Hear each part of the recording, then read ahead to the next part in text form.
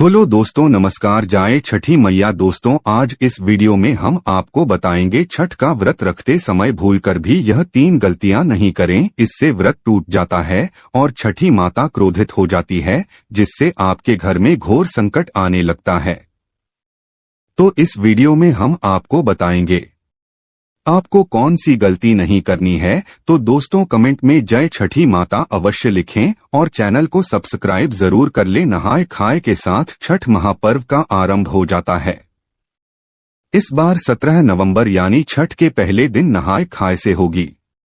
इस दिन व्रत रखने वाली महिला और पुरुष सिर्फ एक समय ही भोजन करते हैं। साथ ही भोजन ग्रहण करने से पहले सूर्य भगवान को भोग लगाया जाता है। इस दिन अपने घर के पास किसी पवित्र नदी या कुंड में जाकर स्नान भी किया जाता है। स्नान करने से बाद साफ वस्त्र धारण करके ही भोजन ग्रहण करना होता है। इस दिन चने की दाल और लौकी की सब्जी बनाई जाती है। साथ ही पहले दिन व्रत रखने वाले पहले खाना खाते हैं, इसके बाद ही परिवार के बाकी लोग भोजन ग्रहण करते हैं। छठ महापर्व दूसरे दिन 18 नवंबर 2023 खरना। छठ महापर्व के दूसरे दिन खरना किया जाता है। खन्ना का मतलब है शुद्धिकरण वृत्ति। इस पूरे दिन उपवास रखती है। फिर शाम के समय मिट्टी के चूल्हे पर गुड़ की खीर प्रसाद के रूप में बनाई जाती है। इसी प्रसाद को वृत्ति ग्रहण करते हैं। फिर इस प्रसाद को बाकी लोगों में बांटा जाता है। इसके बाद से 36 घंटे का लंबा निर्जला उपवास शुरू होता है। तीसरा दिन 19 नवंबर 2023 समझी आघात। छठ पूजा के तीसरे दिन यानी संजीव आघात को अस्त होते सूर्य को अर्घ्य दिया जाता है। इससे पहले व्रत रखने वाली महिलाएं सूर्य निकलने से पहले रात को मिश्री युक्त पानी पीती है। उसके बाद शाम के समय सूर्य देव को अर्घ्य दिया जाता है। सूर्य देव की उपासना के लिए इस दिन तरह तरह के पकवान, ठेकुआ और मौसमी फल आदि अर्पित किए जाते हैं। डूबते सूर्य को अर्घ्य देने का समय 19 नवंबर को शाम में 5:27 तक। छठ पूजा के चौथे दिन यानी रखा घाट 20 नवंबर 2023 को उगते सूर्य को अर्घ्य दिया जाता है। सूर्य देव को अर्घ्य देते समय संतान और परिवार की सुख शांति बनाए रखने की कामना की जाती है। सूर्य को अर्घ्य देने के बाद प्रसाद ग्रहण कर व्रत का समापन किया जाता है। सूर्य को अर्घ्य देने का समय 20 नवंबर को सुबह 6:47 पर। छठ के व्रत में यह गलती नहीं करें, छठ माता क्रोधित हो जाती है। सूरज को अर्घ्य देते वक्त ना करें भूल। छठ पूजा के पर्व पर सूरज को अर्घ्य देते वक्त किसी भी तरह के शीशे या स्टील के बर्तन का इस्तेमाल नहीं करना चाहिए। सूरज को अर्घ्य दिया बिना यह पर्व अधूरा माना जाता है। साफ सफाई का रखें ध्यान। पूजा के दौरान साफ सफाई का खास तौर पर ध्यान दें। इस पूजा के दौरान कपड़ों से लेकर पूरे घर को बिल्कुल साफ रखना चाहिए। साथ ही प्रसाद बनाते वक्त भी साफ सफाई का पूरा ख्याल रखें। जाने कहा सोना चाहिए। छठ पूजा के दौरान जो भी व्रत रख रहा है उसे पलंग पर नहीं सोना चाहिए। ना पालन बल्कि चापा आदि पर भी सोने की मनाही होती है। इस व्रत के दौरान फर्श पर सोना चाहिए। सामग्री का जरूर रखें ख्याल। छठ पूजा के दौरान सामग्री का विशेष तौर पर ख्याल रखें। इस पूजा के दौरान सिंदूर, कुमकुम, आलता, मेहंदी, पीतल का सूप, शक्कर, अंगदी, नारियल, एक शहद, पान, सुपारी, लौंग और इलायची जैसी सामग्री का जरूर इस्तेमाल करें।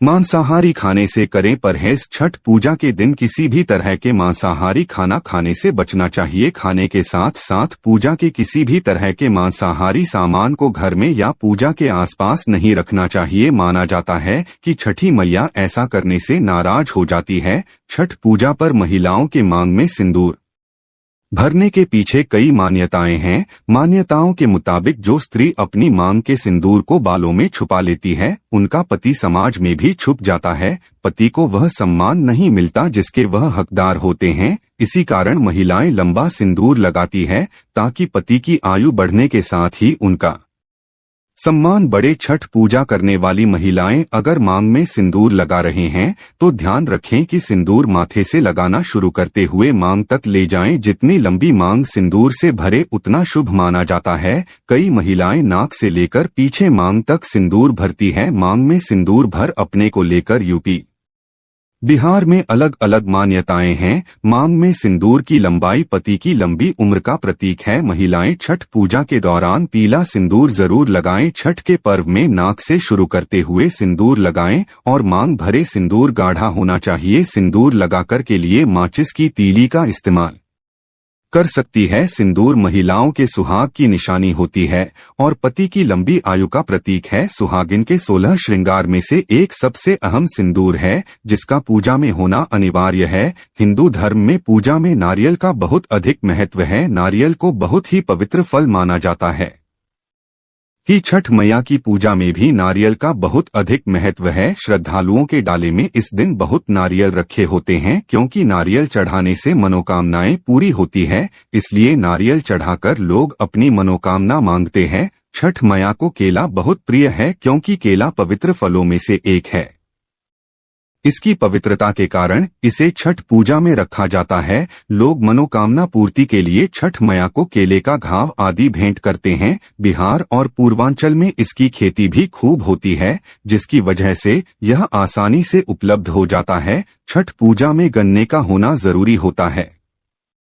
जगहों पर गन्ने का घर बनाया जाता है, जिसके नीचे छठ मैया की पूजा और आरती की जाती है। कहा जाता है कि इस तरह पूजा करने से घर में आनंद और समृद्धि आती है। गन्ना का बाहरी भाग बहुत सख्त होता है। पक्षी भी इसे झूठा नहीं कर पाते। यह पूरी तरह पवित्र होता है, इसलिए यह छठ मैया को बहुत प्रिय होता है। दाब नींबू को छठ पूजा में बहुत अधिक महत्व माना जाता है। सामान्य नींबू से बड़े आकार का एक नींबू होता है, उसे दाब नींबू कहते हैं। इसका स्वाद खट्टा मीठा होता है।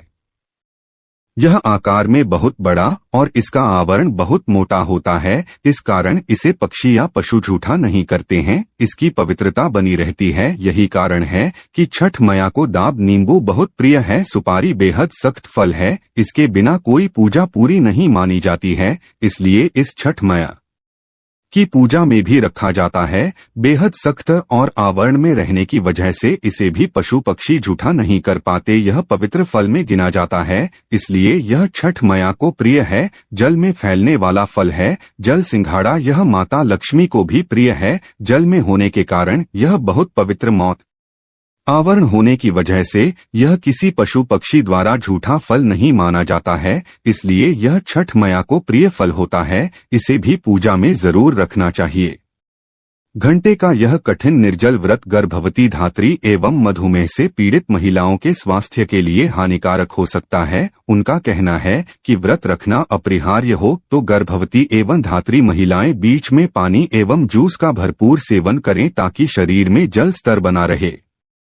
ऐसा न करने पर तमाम दुष्परिणाम संभावित है। उन्होंने सामान्य व्रती महिलाओं को व्रत के प्रारंभ होने के पूर्व भरपूर मात्रा में पानी एवं फल के जूस का सेवन करने की सलाह दी है। शुगर से ग्रसित महिलाओं को उन्होंने व्रत से दूर रहने की सलाह दी है। व्रत न पाने की दशा में उन्होंने व्रत प्रारंभ होने के पूर्व दवा का सेवन न करने को कहा है। व्रत तोड़ ढहने या पारण के दौरान उन्होंने शुगर से पीड़ित महिलाओं को हल्का खाना लेने को कहा है। पारण के दौरान या बाद में दवा का सेवन करने को कहा है। चेतावनी दी कि व्रत टूटते ही शुगर की दवा खा ली पेट कदापि ना लें। छठ व्रत कथा दिवाली के 6 दिन बाद मनाया जाता है। छठ के महाव्रत को करना अत्यंत पुण्यदायक है। छठ व्रत सबसे महत्वपूर्ण रात्रि कार्तिक शुक्ल षष्ठी तिथि को होता है। सूर्योपासना का यह महापर्व 4 दिनों तक मनाया जाता है। छठ पर्व के लिए कई का धारणाएं प्रचलित हैं, किंतु पौराणिक शास्त्रों में इसे देवी द्रौपदी से जोड़कर देखा जाता है। मान्यता है